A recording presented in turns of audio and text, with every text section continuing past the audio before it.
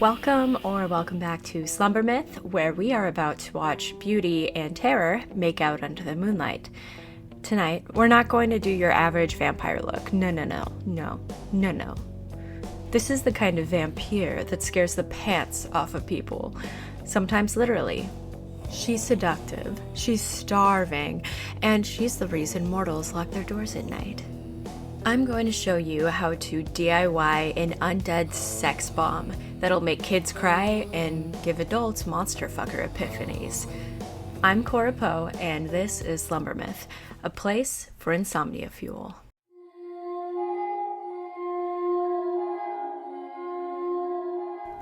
As the whole vibe of my channel may suggest, I am a weirdo that would only be a cheerleader for Halloween as a child if I got to be a dead one.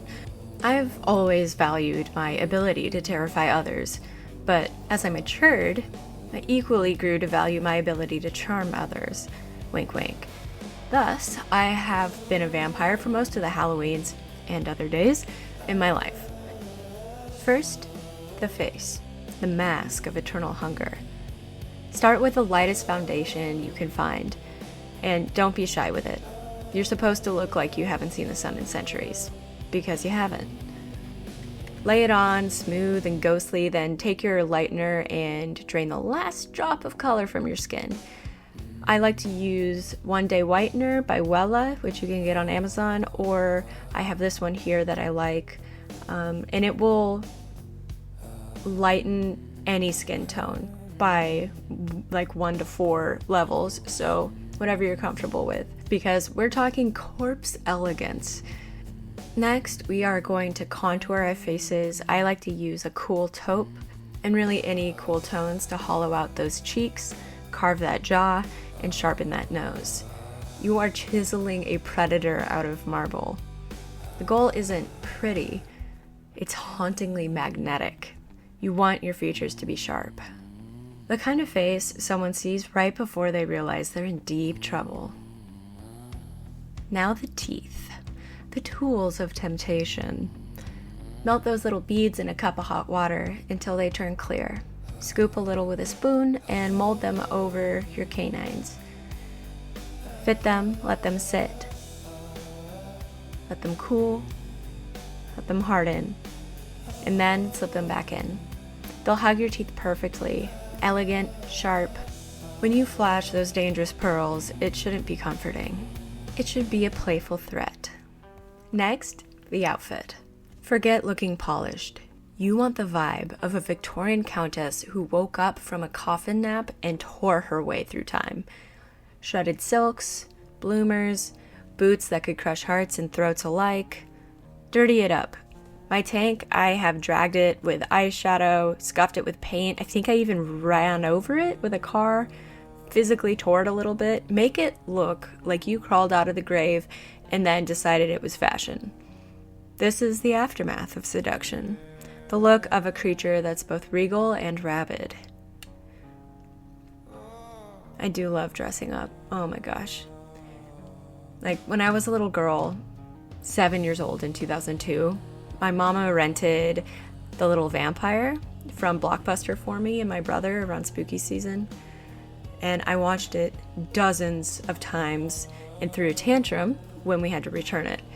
After that, I would play dress up with my great-grandmother's Edwardian gowns, passed down to me for just that reason, but I would straight up sneak out and run around outside at night pretending to be a vampire by myself.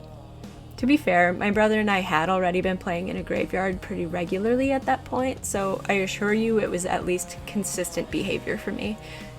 But when you picture a vampire, what are they wearing? I think I will always picture my great-grandmother's dresses and them being all dirty and loved so hard by me and my desire to live forever and kill people in order to do it. Now the ears. I personally believe that vampires should have long, thin, pointy ears like a high elf. If that's not how you feel about it, of course that's fine, but I am definitely going to be wearing ears. Every predator has its marks. Attach your pointed ears with latex adhesive or eyelash glue. When I couldn't get a hold of liquid latex, I was worried, but then I remembered that literally eyelash glue is the same shit. So you can pop over to a CVS and get that if you don't have time to find liquid latex. I will typically mix acrylic paint until it perfectly matches my vampiric skin tone. Paint the ears, patter them a little, and it really makes them look part of you. Like, don't just look like the monster, become her. This year I'm going to be using slightly shorter pointed ears with a bit of a curve to them, which I really like. I think they're supposed to point up in like a cute elfy way, but I find if I put them on the opposite ears, it makes them kind of point out and downwards. It just really gives it a goblin-y, more predatory vibe in my opinion, so I'm going to be connecting those. And then we're going to move over to the eyes. Nothing human will do. Please get, for the love of God, get scleras or red or something strange for this. It truly makes the entire outfit, and when you catch eyes with someone wearing black scleras, it's amazing how many people actually freak out. It's quite fun. I highly recommend it. And it feels like the full moon reflects in your gaze, and they just erase all trace of humanity and replace it with hunger and emptiness and just something cold and palpable. When you blink, people should flinch a little, and that's how you know it's working. Now we're gonna dive into some dangerous deets, the details. Let your hair go fucking wild, absolutely feral, like freshly fed, freshly risen. It should look like something unspeakable just happened and you didn't bother to fix it.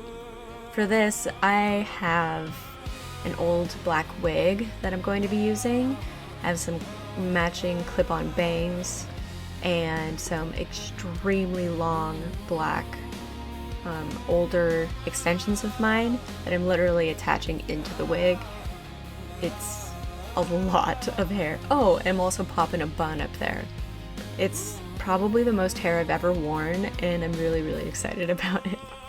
And kind of a little life hack, if it's cold where you live around Halloween, this much hair will definitely help to keep you warm. The next detail is your nails.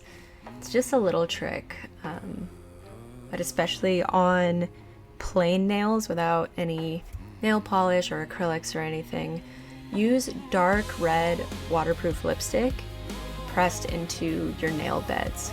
Like, just kind of dab it in and around your fingertips, and don't touch anything for like 10 to 15 minutes.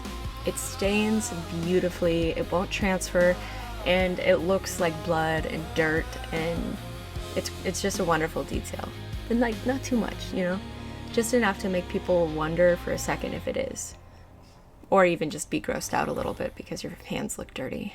And now, for the blood. Because let's be honest, what's a vampire without her favorite accessory? You can buy fake blood bags on Amazon, sure, but I like to cook up my own feast as well. Grab your saucepan, pour in Coffee Mate. You can't skip the Coffee Mate. Coffee Mate will make the edible blood non-staining. Next, you're going to need chocolate syrup, some baking wax if you want, and cornstarch if you want. I like to use everything that is sugar-free so it doesn't get sticky. I made that mistake last year, and while it was delicious fake blood, it was so sticky, and I let it get all over me throughout the night because it looked really cool, but man, that sucked to wash off. Alright, simmer your ingredients until it's thick, dark, and sinful. Make sure you have enough red food coloring. I bought multiple large bottles of just red food coloring for this, and I just eyeball the proportions.